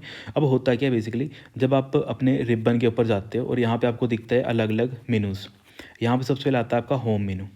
ओके, यहाँ पे होम मेनू आता है, और होम मेनू के अंदर जब आप होम मेनू के अंदर होते हो तो यहाँ पे आपके अलग अलग ग्रुप्स ओपन हो जाते हैं। तो उन ग्रुप के अंदर हमारे पास अलग अलग सेक्शंस होते हैं, ठीक है। कुछ पैराग्राफ ग्रुप होते हैं, कुछ क्लिप बोर्ड ग्रुप होते हैं, ठीक है। जो नंबर 1 पे आता है वो कौन सा आता है, आपका clip board group, clip board group. Okay, clip board group के अंदर हमारे पास कौन कौन से टूल मिल जाते हैं, तो सर एक हमें टूल मिल जाता है कट का, दूसरा हमें मिल जाता है कॉपी का, तीसरा हमें मिल जाता है पेस्ट का, इसके अलावा हमें एक फॉर्मेट पेंटर का मिल जाता है ना। तो ये सारे ऑप्शन हमें कहाँ मिलते हैं सर, हमारे क्लिप बोर्ड ग्रुप के अंदर, और यहाँ पे नाम लिखा होता है इसका क्लिप बोर्ड करके। ओके, क्लिप बोर्ड ग्रुप नाम लिखा होता है, उसके अंदर हमें कौन सा ऑप्शन मिलता है, हमें बेसिकली फॉर्मेट पेंटर का ऑप्शन मिलता है। तो कल को आपको एग्जाम में क्वेश्चन बताऊँ कैसे आएगा, क्वेश्चन ऐसा आएगा कि जो आपका जो क्या बोलते हैं हम, ठीक है, माइंड स्किप हो गया, इसको क्या बोलते हैं, हाँ मतलब एक तरीके से हमारे पास फॉर्मेट पेंटर का है ना, ठीक है। हाँ, फॉर्मेट पेंटर का जो ऑप्शन होता है या फिर कमांड होती है वो कौन से ग्रुप के अंदर आपको पाई मिलती है। तो आप बोलेंगे सर हम सबसे पहले होम के अंदर जाते हैं, होम के अंदर जाके हम सबसे पहले देखते हैं कि हमारे पास एक ग्रुप होता है, उस ग्रुप का नाम क्या होता है, clip board group. Okay, clip board group के अंदर हमें कौन सा ऑप्शन मिल जाता है, हमें सर हमारा फॉर्मेट पेंटर का ऑप्शन मिल जाता है। ओके, तो या फिर फॉर्मेट पेंटर का ऑप्शन बोल लो, कमांड बोल लो, है ना, कुछ भी आप बोल लो। पर बेसिकली जब आपको इस सेक्शन को या फिर इस चीज़ को यूज़ करना है ना, तो उसको यूज़ करने का रास्ता क्या है वो पूछा जाता है एग्ज़ाम में। तो सर हम होम टैब के अंदर जाएंगे, होम टैब के अंदर हम अपने क्लिप बोर्ड ग्रुप के अंदर जाएंगे, और उस ग्रुप के जब हम अंदर जाएंगे तो वहाँ हमें ऑप्शन मिल जाएगा कौन सा सर, हमारा फॉर्मेट पेंटर का ऑप्शन मिल जाएगा।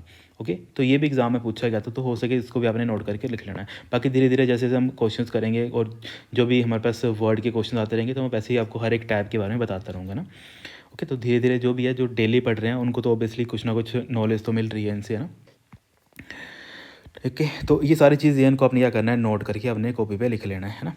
फिर जैसे नेक्स्ट क्वेश्चन आ गया, which of the following button are present in quick access tool bar. देखो क्विक एक्सेस टूल बार के अंदर कौन कौन से होते हैं, ये मैंने आपको कल भी बताया था। बाय डिफॉल्ट हमारे पास 3 होते हैं, सेव, अनडू और रीडू। तो यहाँ पे आपको लग गया पता सर कौन सा आंसर बन जाएगा, हमारा थर्ड आपका राइट आंसर बन जाएगा, है ना। ये मैंने आपको कल ही बताया था, कल पूछा भी किया था कि सेव, अनडू और रीडू कहाँ पर मिलता है। बेसिकली ये हमें sir quick access tool bar के ऊपर मिलता है, और ये बाय डिफ़ॉल्ट कहाँ पे होता है सर, हमारा जो टॉप लेफ्ट कॉर्नर होता है वहाँ पे ये पाया जाता है। ये आपने हमें कल भी समझाया था कि कहाँ पे होता है ना। तो ये सारी चीज़ें आपने नोट करके लिख लेनी है। बाकी देखो और क्या क्या चीज़ें होती हैं जो एग्ज़ाम में पूछी जाती हैं कि क्या हम क्विक एक्सेस टूल बार को कस्टमाइज़ कर सकते हैं कि नहीं कर सकते हैं। कल को यही स्टेटमेंट आ गई कि मतलब quick access tool bar is customizable और नॉट, ठीक है। क्विक एक्सेस टूल बार होती है वो क्या होती है, कस्टमाइजेबल होती है, ठीक है। कस्टमाइज़ उसको कर सकते हैं कि नहीं, येस कि नो। तो आप बोलेंगे सर हम उसको 110% कस्टमाइज़ कर सकते हैं, तो इसका राइट आंसर क्या बन जाएगा, येस। ओके, कल को आपने स्टेटमेंट में मान लो तो उन्होंने नो दे दिया कि आप इसको नहीं कर सकते, तो इसका मतलब है वो स्टेटमेंट आपकी गलत हो जाएगी, क्योंकि क्विक एक्सेस टूल बार को ना हम कस्टमाइज़ कर सकते हैं। बाय डिफ़ॉल्ट तो हमें सेव, अनडू और रीडू दिखते हैं, पर उसके अलावा अगर हमें कुछ चेंज करना है तो वो भी हम कर सकते हैं, है ना। तो ये आपने याद रखना होता है। बाकी इसके अलावा देखो और क्या क्या चीज़ें बताई थी मैंने, जैसे हम बात कर लेते हैं, क्योंकि यहाँ पे अगर MS वर्ड 2010 की बात करी थी तो मैंने आपको एक चीज़ बताई थी कि जो हमारे पास 2007 या फिर उसके आगे के जो भी हमारे पास माइक्रोसॉफ्ट के वर्जन आते हैं, तो अगर उसमें जो फाइल सेव होती है, तो उसमें जो फाइल सेव होती है तो उसकी बाय डिफ़ॉल्ट एक्सटेंशन क्या होती है, बाय डिफ़ॉल्ट एक्सटेंशन क्या होती है उसकी। तो सर आपने हमें बताया था कि जो हमारे ऑफिस 2007, ठीक है, मान लेते हैं कि जो हमारा 2007 का माइक्रोसॉफ्ट ऑफिस है, अगर हम इससे पहले वाले देखते हैं, है ना, इससे पहले वाले देखते हैं और इस लाइन के या फिर इस लाइन से इस तरफ देखते हैं या फिर इस लाइन के इस तरफ देखते हैं। तो 2007 के पहले के जो भी थे वहाँ पे सर बाय डिफ़ॉल्ट एक्सटेंशन थी हमारे पास DOC, मतलब .doc एक्सटेंशन थी वहाँ पे। पर MS वर्ड 2007 या फिर उसके आगे जो भी अभी वर्जन आ रहे हैं उसमें बाय डिफ़ॉल्ट एक्सटेंशन क्या आ जाती है सर हमारे पास .docx करके आ जाती है ना। और एक्स स्टैंड फॉर, एक्स हम किसके लिए बताते हैं कि वो हमारी XML फाइल है। और XML की फुल फॉर्म क्या होती है? Extensible markup language, extensible markup language. Okay, तो ये कुछ पॉइंट्स होते हैं जो एग्ज़ाम में पूछे जाते हैं। अगर ये ना पूछा तो एक्स पूछ लिया, इस पर फुल फॉर्म पूछ ली जाएगी, है ना, इसकी फुल फॉर्म आपको पता होनी चाहिए। तो जितना हम पढ़ेंगे उतना आपको ये सारी चीज़ें याद रहेंगी। तो वर्ड अब आपको लगेगा होता कि सर आपने बताया कि MS वर्ड 2007 के आगे के जो भी वर्जन थे वहाँ पे बाय डिफ़ॉल्ट एक्सटेंशन DOCX है, तो इसका मतलब वर्ड 2010 में भी कौन सी होगी? वो भी सर हमारी DOCX ही होगी। ओके, समझ आ गया ना क्या मतलब होता है इसका? तो ऐसे करके आपने ये सारी चीज़ें समझनी होती हैं। ओके, बाकी देखो इसके अलावा और क्या क्या चीज़ें होती हैं जो नॉर्मली पूछी जाती हैं। Shortcut command of copy control-C होती है। और क्लिप बोर्ड जो स्टोर किया जाता है, कि बेसिकली जो हमारे पास क्लिप बोर्ड स्टोर करता है कॉपी आइटम को, कहाँ स्टोर करता है? बेसिकली सिस्टम का एक अपना क्लिप बोर्ड होता है, वहाँ पे उसको स्टोर करता है। और अगर आपको कोई आइटम जब आप कॉपी करते हो वो कहाँ जाती है? सर वो क्लिप बोर्ड के अंदर जाती है। और जब आप उसको पेस्ट कर देते हो तो वो बेसिकली एक रेप्लिका जनरेट करके कहाँ पे आपकी डिज़ायर्ड लोकेशन के ऊपर पेस्ट कर देती है। ये आपने सारी चीज़ें हमने समझाई थी आपने, तो ये सारी अपनी क्या करनी है, अच्छे ढंग से रिवाइज करनी है। फिर नेक्स्ट क्वेश्चन आ गया हमारे पास, which among the following statement is incorrect about CPU। तो देखो CPU के बारे में कौन सी स्टेटमेंट यहाँ पे गलत है? ठीक है, तो अगर हम बाय ऑप्शन देखें तो यहाँ पे देखो, the control unit control the order of instruction enter and leave the processor and how the instruction is executed. तो ये यहाँ पे इनकरेक्ट पूछा है ना, तो ये स्टेटमेंट तुम्हारी ठीक है। तो ये इसमें कोई गलती नहीं है, क्योंकि मैंने बताया था कि कोऑर्डिनेशन का काम ही क्या होता है कि आपको किस वे में काम करना है, किस ऑर्डर में आपको काम करना है। तो वो काम कौन हैंडल करता है? सर हमारा कंट्रोल यूनिट करता है। तो ये स्टेटमेंट ठीक है। सेकंड लिखा है, arithmetic logic unit is also known as mathematic. देखो ALU काम ही क्या करता है, जितने मैथमेटिकल ऑपरेशंस होते हैं तो ऑब्वियसली इसको मैथमेटिकल वेन ऑफ कंप्यूटर हम बोल सकते हैं। तो ये स्टेटमेंट भी हमारी ठीक है। नेक्स्ट लिखा है, कंट्रोल यूनिट डायरेक्ट एंड में। देखो ये काम तो होता है, ये मैंने बताया था, जब भी डायरेक्ट आ गया, कोऑर्डिनेट आ गया, कुछ ऐसे भी वर्ड आ गए ना कहाँ पे, हमारे कंट्रोल यूनिट के, तो इसका मतलब वो कंट्रोल यूनिट की ही बात कर रहा होता है। तो इसका मतलब मोस्ट प्रोबेबली चांस क्या है कि हमारा फोर्थ ही राइट आंसर मतलब इनकरेक्ट होगा। तो इसको पढ़ लेते हैं। Arithmetic logic unit is responsible for taking input, converting input to signal and storing it further for processing. ये ALU हमारा काम नहीं करता है बेसिकली। ठीक है, तो यहाँ पे क्या हो जाएगा आपका फोर्थ, यहाँ पे स्टेटमेंट आपकी क्या बन जाएगी? गलत स्टेटमेंट बन जाएगी, है ना। इनकरेक्ट पूछा था तो यहाँ पे हमारा क्या राइट आंसर बन जाएगा? फोर्थ हमारा राइट आंसर। कि ALU हमारा काम क्या करता है कि जो भी हमारे पास अर्थमेटिक या फिर कैलकुलेशन ऑपरेशन होती हैं उनके साथ हैंडलिंग करने का काम करता है। ठीक है, तो ये आपने नोट करके लिखना है। इसका राइट आंसर क्या बन जाएगा आपका? फोर्थ आपका राइट आंसर बन जाएगा इसका। बाकी देखो और क्या क्या चीज़ें होती है जो मैंने आपको बताई थी, इससे मिलती जुलती अगर बात करते हैं, कि मैंने आपको बताया था कि हमारे पास कोई दो मेन कंपोनेंट होते हैं। ये एग्ज़ाम में अभी यही काफ़ी पूछा जा रहा है कि आपके जो दो मेन कंपोनेंट कौन कौन से होते हैं? Two main components of CPU। वैसे तो तीन होते हैं पर आजकल दो पूछे जा रहे हैं। तो दो कौन कौन से होते हैं? एक हमारे पास ALU होता है, दूसरा हमारा CO होता है। अगर तीन पूछा जाए, अगर थ्री पूछ लिए जाएँ तो तीसरे में कौन सा आ जाएगा? तीसरे में आ जाएगी सर मेमोरी। और मेमोरी कौन सी होती है? मेमोरी हमारे जो रजिस्टर्स होते हैं उसकी बात कर रहे होते हैं। तो ये चीज़ें होती है जो कहीं ना कहीं एग्ज़ाम में पूछी जाती है, इनको आपने क्या करना है, नोट करके लिख लेना है। बाकी देखो इसके अलावा और क्या क्या चीज़ होती है? ब्रेन ऑफ कंप्यूटर मैंने बता ही दिया था आपको, CPU बोलते हैं, है ना। जो बेसिक क्वेश्चन है वो मैंने आपको सारे बताई दिए। ब्रेन ऑफ कंप्यूटर हम CPU को बोलते हैं, हार्ट ऑफ कंप्यूटर हम माइक्रो प्रोसेसर को बोलते हैं। ये मैंने आपको बता ही दिया था कि जो हमारा दिल होता है, दिल किसका? सर हमारे कंप्यूटर का। तो वो कौन होता है? सर हमारा माइक्रो प्रोसेसर होता है। ये आपने सारी चीज़ें हमें बताई हैं, है ना। तो ये सारी चीज़ें आपने नोट करके लिखनी है। बाकी देखो और क्या क्या चीज़ें होती हैं, जैसे मैंने आपको एक चीज़ बताया था कि ऐसा कौन सा यूनिट होता है जो ह्यूमन रीडेबल कोड को मशीन रीडेबल में कन्वर्ट करता है। क्योंकि अगर आपको यहाँ पे जो चौथा ऑप्शन जो गलत है ना, इससे क्या क्वेश्चन पूछा जाता है? अगर मान लो तो कल की यही क्वेश्चन ऐसे पूछ लिया जाए कि ऐसा कौन सा डिवाइस होता है या फिर ऐसा कौन सा यूनिट होता है जो इनपुट को कन्वर्ट करता है, किस फॉर्मेट में कन्वर्ट करता है? बेसिकली वो कन्वर्ट करता है आपके मतलब कंप्यूटर के फॉर्मेट में कन्वर्ट करता है। जैसे आपने ए लिखा है ना, ए लिखा है, पर ए कंप्यूटर किससे समझेगा? बाइनरी में समझेगा, 0101 की फॉर्म में समझेगा। क्योंकि मैंने आपको ये चीज़ काफ़ी टाइम से समझा रहा हूँ कि जब भी कंप्यूटर क्या करता है, जब आप नॉर्मली वे में लिखते हो पर कंप्यूटर उसको समझता है कि इस लैंग्वेज में, हमेशा वो बाइनरी लैंग्वेज में समझता है। तो आपके जो अल्फ़ाबेट है इसको बाइनरी लैंग्वेज में कन्वर्ट करने के लिए आप किस डिवाइस का यूज़ करते हो? सर हम इनपुट डिवाइस का यूज़ करते हैं। और इनपुट डिवाइस में कौन आ गया? जैसे आप ए कहाँ से लिखते हो?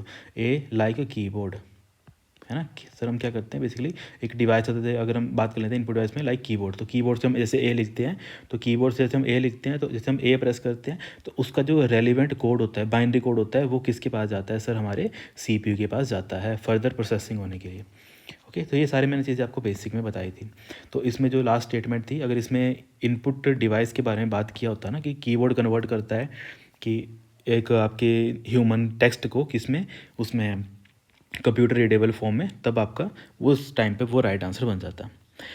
ओके, फिर नेक्स्ट क्वेश्चन आ गया, is a reading device that read printed text by scanning it character by character. तो देखो करेक्टर बाय करेक्टर, अगर आपको किसी टेक्स्ट को स्कैन करना है तो उसके लिए आप किसका यूज़ करते हैं सर, उसके लिए हम ऑप्टिकल करेक्टर रीडर का यूज़ करते हैं, OCR का यूज़ करते हैं, है ना। इसके अलावा और क्या क्या चीज़ें पूछी जाती है इसी से मिलती जुलती, कि अगर आपको क्या करना है किसी बुक को क्या करना है डिजिटाइज, मतलब एक तरीके से बुक को क्या करना है डिजिटल फॉर्मेट में कन्वर्ट करना है, तब भी आप किसका यूज़ करोगे सर, हम OCR का यूज़ करेंगे। तो ये जो मिलते जुलते जो क्वेश्चन होते हैं एग्जाम पूछे जाते हैं, इनको आपने नोट करके लिख लेना। बाकी देखो डिजिटाइज़र क्या होता है, डिजिटाइजर जैसे मैं अभी अब यहाँ पे लिख रहा हूँ ना, आपके सामने यहाँ पे लिख रहा हूँ, कुछ इरेज कर रहा हूँ, तो जो मेरे पास ये सारी चीज़ें मैकेनिज्म हो रही हैं वो किसकी हेल्प से हो रही हैं, बेसिकली ये भी एक डिजिटाइज़र का ही काम कर रहा है। तो हम बोल सकते हैं कि डिजिटाइजर बेसिकली एक्चुअल में होता है कि अगर इसकी फुल फॉर्म लिखनी होगी या फिर थ्योरी लिखनी होगी, तो एक ऐसा डिवाइस होता है जो क्या करता है, जो हमारी एनालॉग इन्फॉर्मेशन होती है ना, जैसे हमारी ड्राइंग होती है, उसको डिजिटल फॉर्मेट में कन्वर्ट करने का काम करता है। ओके, तो मैं बोल सकता हूँ कि जो हमारे पास एनालॉग इन्फॉर्मेशन होती है, अब एनालॉग इन्फॉर्मेशन में आप ऐसे समझ लो कि जैसे मैं लिख रहा हूँ ना, तो ये मेरे लिए क्या है, क्योंकि मैं इसको प्रैक्टिकली लिख रहा हूँ, तो ये मेरे लिए क्या है, ये मेरे लिए एनालॉग सिग्नल है। तो इसको कन्वर्ट करना, इसको समझ के अपने अकॉर्डिंग मेरे स्क्रीन के ऊपर दिखाना, तो वो काम कौन करता है, डिजिटाइजर करता है ना। तो इन एनालॉग इन्फॉर्मेशन को वो क्या करता है, कन्वर्ट कर देता है। तो एनालॉग इन्फॉर्मेशन में जैसे मान लो तो कोई ड्राइंग आ गई, जैसे आप नोट करना तो लिख लेना ताकि आपको नेक्स्ट टाइम पढ़ोगे तो आपको ये याद रहेगा। लाइक ड्राइंग इनटू किस में करता है, वो डिजिटल फॉर्मेट में कन्वर्ट करता है, डिजिटल फॉर्मेट में वो क्या करता है, कन्वर्ट करता है। तो वो कौन करता है, डिजिटाइजर करता है। देखो MICR मैंने पता नहीं कितनी बार बताया आपको, बैंक के जो चेक होते हैं वहाँ पे इसको यूज़ किया जाता है ना, बैंक चेक में यूज़ किया जाता है। बाकी मैग्नेटाइज्ड इंक यूज़ की जाती है, ठीक है, मैग्नेटाइज्ड जो इंक होती है वो सर हम इसमें यूज़ करते हैं। तो ये सारी चीज़ें मैंने आपको पहले ही बताई थी। बाकी OCR अभी यहाँ पे हमने देख लिया कि क्या करता है, स्कैन करता है या फिर कन्वर्ट करता है, कोई भी टेक्स्ट हो गया या फिर कोई भी फ़ोटो होगी, उसको ह्यूमन एक तरीके से कोडिंग में कन्वर्ट करने का काम करता है। कौन, हमारा सर OCR।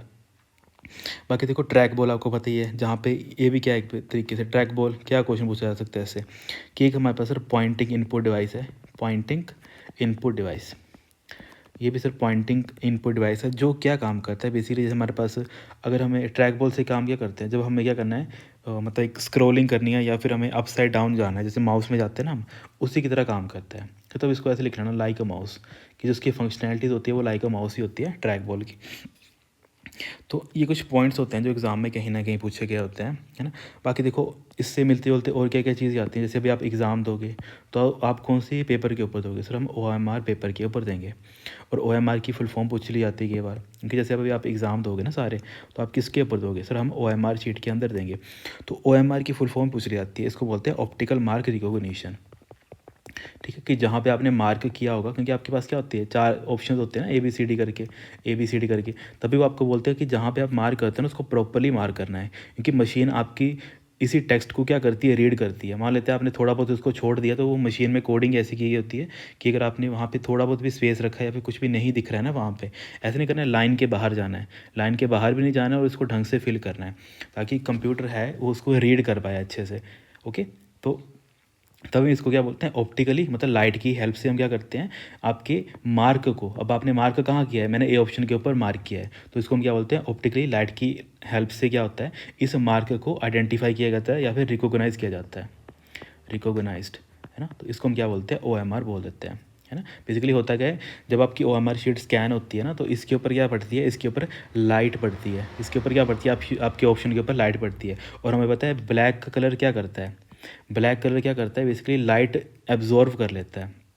तो जैसे ही जिसने एब्जॉर्व कर लिया, बाकियों के लिए इसने क्या किया, लाइट को रिफ्लेक्ट कर दिया वापस, पर ए के लिए इसने क्या किया, लाइट को रिफ्लेक्ट नहीं किया, ए के लिए इसने लाइट रिफ्लेक्ट नहीं की। इसका मतलब है कि जब आपका मान लेते हैं क्वेश्चन नंबर आपका 10 है, तो जब आपके क्वेश्चन नंबर 10 की एक तरीके से आंसर बनाया जाएगा, तो वो कंप्यूटर समझ आएगा क्वेश्चन नंबर 10 के लिए आपने कौन सा ऑप्शन चूज़ किया है, आपने ऑप्शन नंबर 1 आपने चूज़ किया है। कैसे चूज़ किया है, क्योंकि अगर आपने जिस मार्क के ऊपर आपने अपनी मार्किंग करी है पेन से, वो आपकी जो लाइट है उसको एब्जॉर्व कर लेगा, पर बाकियों के लिए क्या होती है, वो लाइट रिफ्लेक्ट हो जाती है वापस, है ना। तो इस हिसाब से क्या होता है, जो आपका OMR शीट है वो वर्क करती है ना। समझ आ गया ना कि कैसे वो मैकेनिज्म आपका वर्क करता है, मशीन आपकी कैसे काम करती है।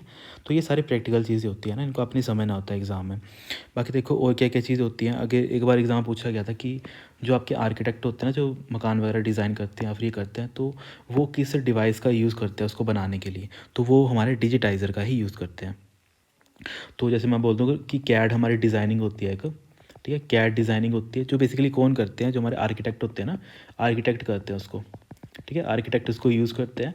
और बेसिकली वो किस डिवाइस का यूज़ करते हैं, तो वो किसका यूज़ करते हैं सर, वो डिजिटाइज़र का ही यूज़ करते हैं। तो ये सारे पॉइंट्स होते हैं, इनको आपने क्या करना है, कॉपी पे नोट करके लिख लेना है।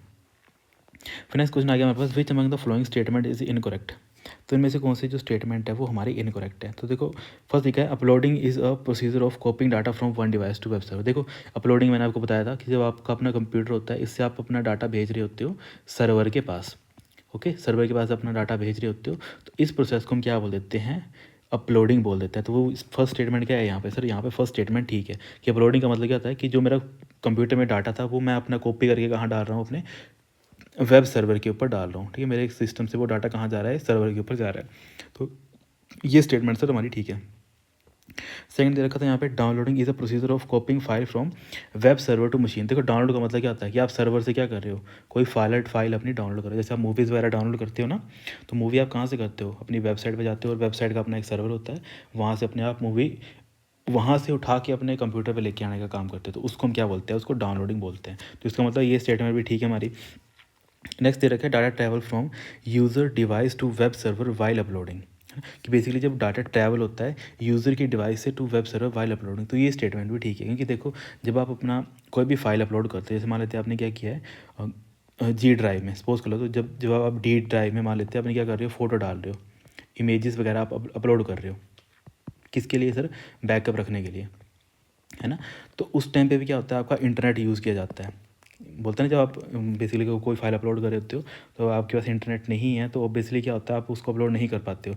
तो हम बोल सकते हैं कि डाटा क्या होता है, ट्रैवल होता है, कि मेरा डाटा यूज़ किया जाता है जब मैं क्या करता हूँ, अपनी जो डिवाइस में से कोई भी इंफॉर्मेशन है उसको मैं कहाँ डालता हूँ, अपने सर्वर के ऊपर डालता हूँ। ओके, तो ये स्टेटमेंट भी क्या है यहाँ पे ठीक है। फिर नेक्स्ट लिखा है, memory is required in web server to downloading anything. देखो अगर आपको कोई भी चीज़ डाउनलोड करनी है, उसके लिए वेब सर्वर में मेमोरी का आपका क्या लेना देना, मेमोरी आपके पास होनी चाहिए। जैसे मान लेते हैं आप, अगर रियल टाइम अगर सोचो ऐसे प्रैक्टिकली, मान लेते हैं सर्वर के पास तो कोई मूवी पड़ी है ना, मान लेते हैं, जैसे मान लेते हैं अभी आपने क्या किया है, जो अभी लेटेस्ट मूवी कौन सी आई है, जैसे कौन सी पॉपुलर हो गई है, जैसे धुरंधर सपोज कर लेते हैं, क्या कर रहे हैं आप, यहाँ पे धुरंधर मूवी है कोई, है ना, आपने क्या किया, आपने सर्वर को बोला कि मुझे धुरंधर मूवी चाहिए, है ना, और धुरंधर की मूवी उसके पास से मान लेते हैं 2 GB की, और आपकी मोबाइल में मान लेते हैं, आपके मोबाइल में सिर्फ बजाय स्पेस है 500 MB का, सपोज कर लेते हैं, और आप इसको जब डाउनलोड करोगे तो ये तो आपको दे देगा कि भाई ले लो, मैं दे रहा हूँ, पर आपका फ़ोन में वो स्टोरेज नहीं होगी, कि वो उतने में स्टोर ही नहीं कर पाएगा, क्योंकि आपके पास कितनी कम MB है, आपके पास 1500 MB की कमी है, इतनी आपके पास कमी है, उस वेब सर्वर के पास थोड़ी ना कमी है। तो वही यहाँ पे लिखा था कि memory is required in web server to download anything. तो उससे क्या लेना देना, अगर मेमोरी से उससे कोई लेना देना नहीं है, वेब सर्वर आपको देगा, सिर्फ उसके पास ऑलरेडी फाइल पड़ी है, वो आपको फाइल देगा। अब आप उसको जब लोगे, वो आपकी कैपेसिटी है कि अगर आप उसको डाउनलोड कर पा रहे हो कि नहीं कर पा रहे हो। जैसे अभी मान लेते हैं मेरे पास 500 MB का स्पेस है, तो इसको मैं डाउनलोड नहीं कर पाऊँगा, क्योंकि जो वेब सर्वर है वहाँ पे उस फाइल का साइज़ 2 GB है, तो मुझे 2 GB डाउनलोड करना पड़ेगा, जबकि मेरे मोबाइल में उतना स्पेस ही नहीं है। ओके, तो इसका मतलब है कि यहाँ पे इनकरेक्ट कौन सा बन जाएगा, आपका फोर्थ यहाँ पे इनकरेक्ट बन जाएगा। ठीक है, तो इसको क्या करना है, आपने अच्छे ढंग से नोट करके लिख लेना है। बाकी देखो अगर हम इसी की बात करें, तो मैंने ये कुछ बेसिक चीज़ें आपको बताई थी, इससे मिलते जुलते, कि जब आप अपनी फ़ाइल वगैरह शेयर करते हो या फिर कुछ करते हो, तो उसके लिए आप कौन सा प्रोटोकॉल का यूज़ करते हो, आप FTP का यूज़ करते हो, है ना। चलो आपका होमवर्क रहेगा, आप मुझे FTP कमेंट करके बताओगे what is the full form of FTP, ये मैंने आपको बताया था। बाकी देखो इसके अलावा और क्या क्या चीज़ें होती हैं, ISP पूछा जाता है, ISP की फुल फॉर्म पूछी जाती है, इंटरनेट सर्विस प्रोवाइडर इसको बोलते हैं, है ना, इंटरनेट सर्विस प्रोवाइडर इसको बोलते हैं। प्रोवाइडर इसको बोलते हैं। तो ये सारी चीज़ें वही हैं जो कहीं ना कहीं एग्जाम में पूछी गई हैं। ओके, तो चलो आज का ये आपका होमवर्क रहेगा। ये आपका शायद सेकंड या थर्ड क्वेश्चन है ना। तो ये आपको मुझे नीचे कमेंट करके बताओगे। बाकी देखो और क्या क्या चीज़ें इंपॉर्टेंट है, जैसे हम नेक्स्ट क्वेश्चन देखिए, fill in the blank, server act as a component accessing to software developer through an API defined by a platform itself. तो इसको हम क्या बोलते हैं, बेसिकली इसको हम एप्लीकेशंस बोल देते हैं, है ना। कि बेसिकली जो हमारा एप्लीकेशन सर्वर होता है ना, वो उसके बाद अपने कुछ कंपोनेंट्स होते हैं जिसकी हेल्प से जो सॉफ्टवेयर डेवलपर होता है ना, वो क्या करता है, API डिफाइन करता है। ठीक है, जो हमारे पास एप्लीकेशन प्रोग्रामेबल इंटरफेस होता है ना, उसको डिफाइन करता है। तो यहाँ पे क्या बन जाएगा, आपका थर्ड आपका राइट आंसर बन जाएगा। बाकी देखो डाटाबेस तो आपको पता ही है, डाटाबेस क्या होता है, जहाँ पे आप अपना डाटा स्टोर करते हो। ठीक है, जहाँ पे भी क्या करते हो, डाटा को स्टोर करते हो प्लस उसको मैनेज करते हो। डाटा स्टोर एंड मैनेज, उसको हम क्या बोलते हैं, डाटाबेस बोल देते हैं। बाकी मेल आपको पता ही है, मेल क्या होता है, बेसिकली एक सर्वर ही होता है जो हैंडल करता है कि आपका मेल कहाँ आया है, कहाँ आपको वो जाएगा। तो मतलब बोल सकते हैं कि ये हैंडल करता है रूटिंग। मेल ऐसी होती है जो हैंडलिंग करती है, हैंडलिंग द रूटिंग या फिर रास्ता कोई, routing and delivery of email, delivery of email. Okay, और इसके लिए हम कौन कौन से प्रोटोकॉल यूज़ करते हैं सर, हम SMTP का यूज़ करते हैं बेसिकली। बाकी मैंने ईमेल के रिगार्डिंग और कौन से बताया था आपको, जैसे हमने IMAP मैंने बताया था आपको, है ना, IMAP मैंने आपको बताया था। इसके अलावा POP3 मैंने आपको बताया था, इनको मैंने समझाया भी था कैसे वो वर्क करते हैं, है ना। SMTP हमारा सिंपल मेल ट्रांसफ़र प्रोटोकॉल, इसके अलावा हमारे पास IMAP, ठीक है, इंटरनेट मैसेज एक्सेस प्रोटोकॉल, फिर हमारा POP3 आता है, पोस्ट ऑफिस प्रोटोकॉल वर्जन 3। तो ये मैंने सारी चीज़ आपको इलेबोरेट करी हैं। अभी बस जो भी चीज़ें आती है, आपका होमवर्क का आंसर यही है, जो आपका होमवर्क दिया था उसका आंसर यहाँ पे है, FTP का, फाइल ट्रांसफर प्रोटोकॉल। ठीक है, तो चलो पहले वाला आपका होमवर्क रहेगा, इसको आप कैंसिल कर देना। ओके, तो यहाँ पे ऑप्शन में ही वो आ गया। तो इसको क्या करना है, आपने अच्छे ढंग से नोट करके लिख लेना है। बाकी देखो API की फुल फॉर्म अगर पूछ लिया जाए तो एप्लीकेशन प्रोग्रामिंग इंटरफेस इसको बोलते हैं। तो ये सारी कुछ बेसिक चीज़ें होती हैं, तो इनको आपने क्या करना है, नोट करके अपनी कॉपी पे लिख लेना है ना। ठीक है, बाकी देखो इसके अलावा और कौन कौन सी चीज़ें होती हैं जो एग्ज़ाम में पूछी जाती हैं। तो जैसे एक बार पूछ लिया किया था एग्ज़ाम में कि जो आपके पास FTP है वो कौन से पोर्ट के ऊपर काम करता है। एक लेवल और अगर आपको वापस जाना है तो आपसे ये क्वेश्चन पूछ लिया जाएगा कि FTP है वो कौन से पोर्ट के ऊपर काम करता है। तो ये सर हमारा पोर्ट नंबर 21 होता है, उसके ऊपर ये काम करता है। ठीक है, एग्ज़ाम में यही पूछा गया था, FTP कौन से पोर्ट के ऊपर काम करता है। वो FTP हमारे पास 21 के ऊपर काम करता है। ठीक है, तो इसको आपने क्या करना है, नोट करके लिख लेना है ना। तो चलो यहाँ पे बैटरी कम हो रही है, तो इसको मैं अगले दो क्वेश्चन को आपको एलेबरेट कर देता हूँ थोड़ा। फिर नेक्स्ट क्वेश्चन आ गया हमारे पास, a fill in the blank, either can be malware or hardware, the main purpose of this malware is to record the keys pressed by a user. तो बेसिकली एक ऐसा मालवेयर होता है या फिर हार्डवेयर होता है, वो कब क्या करता है, बेसिकली आपकी जो चीज़ें होती हैं फिर आपकी कीज़ को रिकॉर्ड करता है। तो जो भी आपकी कीज़ को रिकॉर्ड करता है तो उसका राइट आंसर क्या आ जाएगा, की लॉगर आ जाएगा। ये मैंने आपको समझाया था, है ना। तो यहाँ पे हमारा सेकंड राइट आंसर आ जाएगा। फिर नेक्स्ट क्वेश्चन आ गया हमारे पास, which of the following is also known as a flash drive. ये आपका होमवर्क रहेगा। ओके, कि फ्लैश ड्राइव किसको बोलते हैं, आपका क्या रहेगा, ये आपका होमवर्क रहेगा। क्वेश्चन नंबर 10 आप मुझे होमवर्क करके बताएंगे, आंसर देंगे इसका मुझे आप नीचे कमेंट करके। ठीक है, दो क्वेश्चन हो गए, एक ये क्वेश्चन आ गया और इससे एक जो पहले मैंने आपको क्वेश्चन दिया था, तो ये दो क्वेश्चन हो गए, इनके आपने क्या करना है, मुझे नीचे कमेंट करके बताना है। हाँ ठीक है students, thank you so much, have a great day. कुछ डाउट है, कुछ क्वेरी आपके मन में हो तो मुझे नीचे कमेंट करके आप पूछ लिया करो।